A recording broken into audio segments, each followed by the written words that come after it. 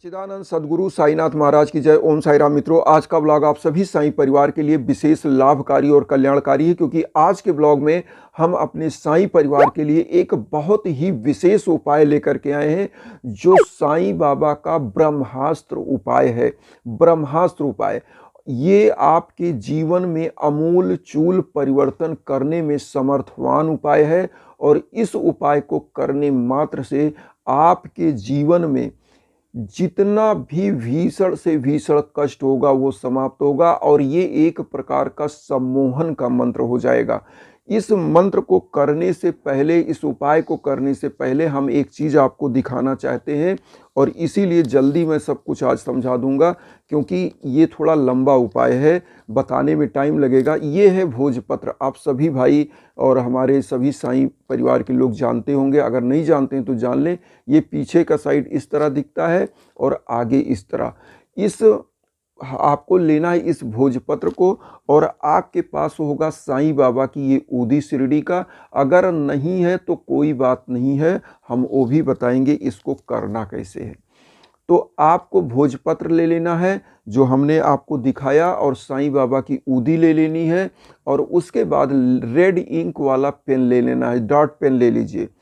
अब आपको करना क्या है, साईं बाबा के सम्मुख नहा धोकर के पीले आसन पर बैठ जाइए, और आप घी का दीपक ले लीजिए, एक पुष्प का माला ले लीजिए, और उसके बाद 11-12 पुष्प आप खुले हुए ले लीजिए, और साईं बाबा के सम्मुख बैठ के आपको धूप दीप जो डेली पूजा करते हैं वो आपको कर लेना है, जिससे देवताओं का आवाहन हो जाए। अब आपको एक छोटा सा उपाय करना है, जो है हवन का उपाय। और ये हवन के उपाय को करने से पहले हम आपको बता दें, जब आप वहाँ पर बैठ जाए तो सबसे पहले भोजपत्र में आप लिखेंगे क्या। सबसे पहले भोजपत्र पे रेड इंक से आप लिख लें ओम साई राम ऊपर, और उसके बाद बीच में एक मंत्र। मंत्र क्या रहेगा, साईं बाबा का गायत्री महामंत्र। इसीलिए हमने आज बोला है कि महाअस्त्र है बाबा का, ये सबसे ताकतवर उपाय आप करने जा रहे हैं, और मैं इसका लाभ अभी बताऊंगा। तो लिखना है ओम शिरडी वासाय विद्महे सच्चिदानंदाय धीमहि तन्नो साईं प्रचोदयात्। आपको मैं एक बार फिर बता दूं, स्क्रीन पर भी मैं इस मंत्र को दे रहा हूं, जो लिखना है। जैसे सबसे ऊपर ओम साई राम, उसके बाद साईं बाबा का गायत्री महामंत्र ओम शिरडी वासाय विद्महे सच्चिदानंदाय धीमहि तन्नो साईं प्रचोदयात्। इस चीज़ को लिख लीजिए, और फिर नीचे ओम साई राम लिख दीजिए। अब इस भोजपत्र को साईं बाबा के श्री चरणों में रख दीजिए। अब आप हवन का एक छोटा सा पात्र ले लीजिए, हवन की लकड़ी ले लीजिए आम की। वैसे तो इसमें तगर अगर की लकड़ी होती है, जो काफ़ी कास्टली पड़ जाती है, वो आप लोग घर में नहीं कर पाएंगे, इसलिए मैं उसका उपाय नहीं बता रहा हूँ। और उसको समझने के लिए, क्योंकि हवन ये बहुत ही दिव्य हवन हो जाता है अगर तगर अगर की लकड़ी, तो ये एक हवन आपके लिए ज़्यादा महंगा घर में पड़ जाएगा। आपके लिए मैं आम की लकड़ी की संविधा बता रहा हूँ।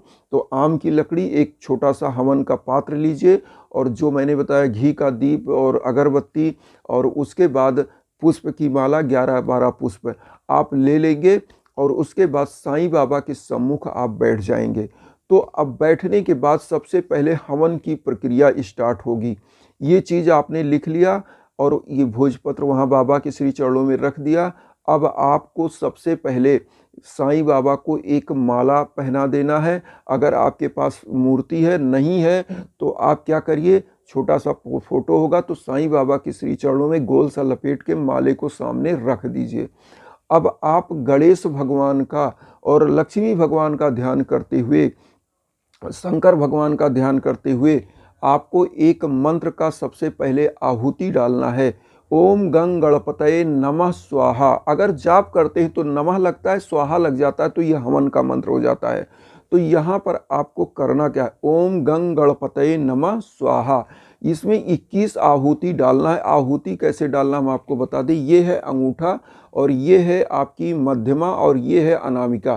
3 अंगुली से पकड़ना चाहिए। जो हवन का आप हवन डालते हो, तो हवन का जो सामग्री होता है वो 3 अंगुली से पकड़ना चाहिए।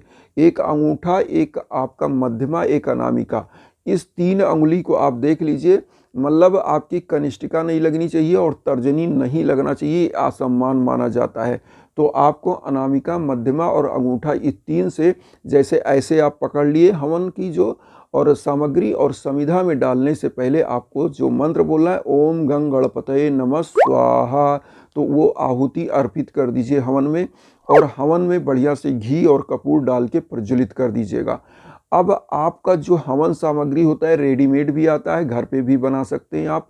तो वो हवन सामग्री रेडीमेड लेके और इसी मंत्र का पहले गणेश भगवान का 21 बार, फिर गायत्री मंत्र का डालिएगा 21 बार। गायत्री मंत्र ओम भूर्भुवः स्वः तत्सवितुर्वरेण्यं भर्गो देवस्य धीमहि धियो यो नः प्रचोदयात् स्वाहा, ये मंत्र आप डाल दीजिए आहुति 21 बार।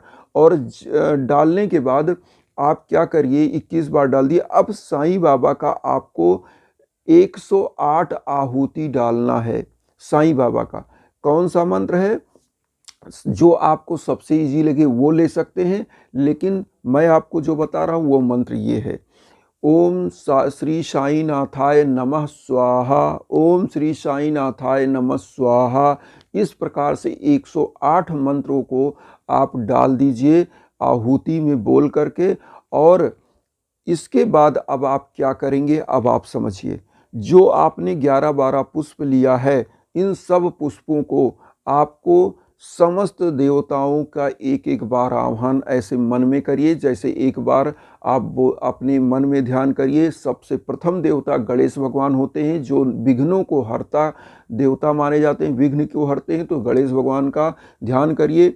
और जो आप बोल पाइए मंत्र ओम श्री गणेशाय नमः, उनके श्री चरणों में इस एक पुष्प को। उसके बाद गणेश भगवान जो है शंकर भगवान पार्वती माता के पुत्र हैं, तो उनका, उनके पिता और माता का जो है आवाहन करिए और वहाँ पुष्प अर्पित कर दीजिए। फिर आता है साईं बाबा का, तो जो पूरा पुष्प बचे तो हवन कुंड पर एक पुष्प रख दीजिए।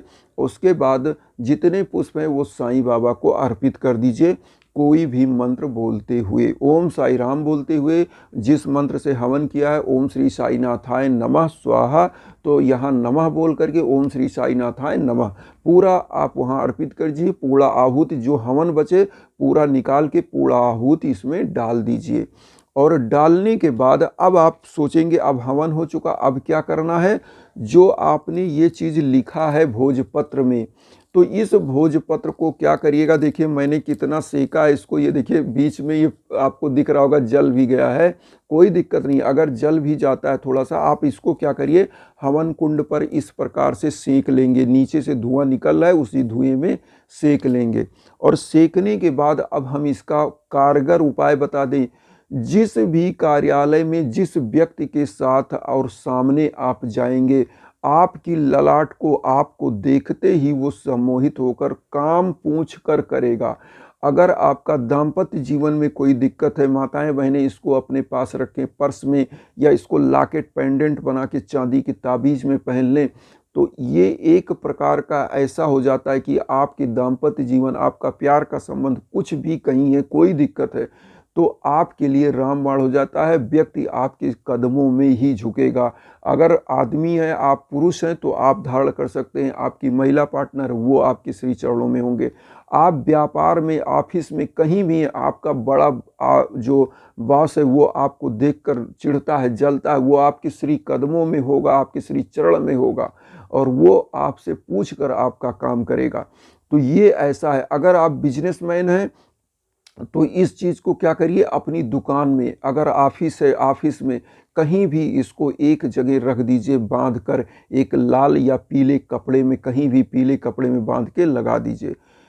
कोई भी निगेटिव ऊर्जा होगी जो आपके बिजनेस को डंप कर रहा है, वो हमेशा हमेशा के लिए इतना दौड़ कर चलेगा, आत्मस्फूर्ति की अवस्था में बिजनेस होगा कि आपको कभी घाटा नहीं लग सकता। अब ये हम कहेंगे जो युवा साथी जो तैयारी कर रहे हैं जॉब के लिए, नौकरी के लिए, वो करे क्या। इस सभी चीज़ों को जो आप देख रहे हैं, ये हमने जो आपको बताया है ये भोजपत्र, तो इस भोजपत्र में जैसे ही आप लिखकर इसको अपने पॉकेट में रख लीजिए और पॉकेट में रखे रहेंगे, जहाँ भी आप रहेंगे ये एक आवरण का काम करेगा, आपका सुरक्षा कवच का काम करेगा। और जो चीज़ आप एग्जाम में भूल भी जाते हो इसको रिकॉल भी कराएगा। आप समझिए कितना ज़बरदस्त, एक चीज़ करिए और हजारों चीज़ का इसमें परिणाम है।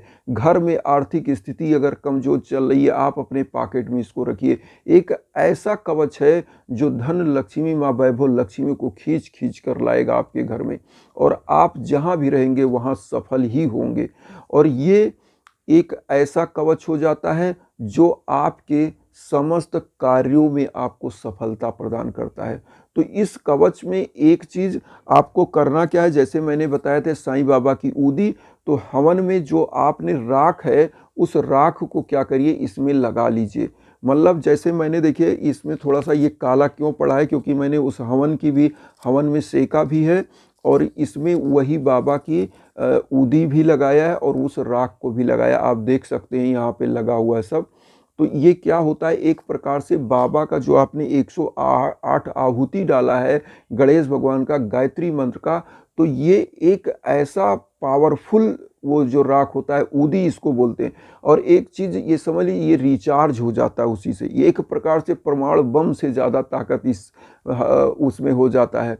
अब एक चीज़ और आपको बहुत ही ज़बरदस्त चीज़ बताने जा रहा हूँ, वो ये है कि आप लोग अपना जो हवन कर रहे हैं इस राख को चाल के रख लें, ये साईं बाबा की ऊदी बन जाती है। ज़बरदस्त पावरफुल ऊदी। घर में कोई बीमार है थोड़ा सा लगा दीजिए, कहीं जा रहे हैं तो आप मान लीजिए 2 बृहस्पतिवार इस हवन को किए और लगभग आपके पास आधा किलो तक ऊदी तैयार हो जाएगी। ये पावरफुल ऊदी जो आप इधर उधर ऊदी के लिए भटकते हैं, आप पूछते हैं, ये ऊदी आपके घर में तैयार हो जाएगी। तो इस ऊदी को रख सकते हैं। अगर आपको नहीं रखना है तो इसको करना क्या है, किसी पवित्र पेड़ के नीचे, पीपल वृक्ष या नदी में इसको प्रवाहित कर दीजिए राख को, तो वहाँ से प्रदूषण भी नहीं फैलता। या आपके घर में गमले हैं, पेड़ की जड़ में डाल देंगे, खाद का काम करेगा, पैर के नीचे भी नहीं पड़ेगा। तो ये चीज़ आप कर दीजिएगा।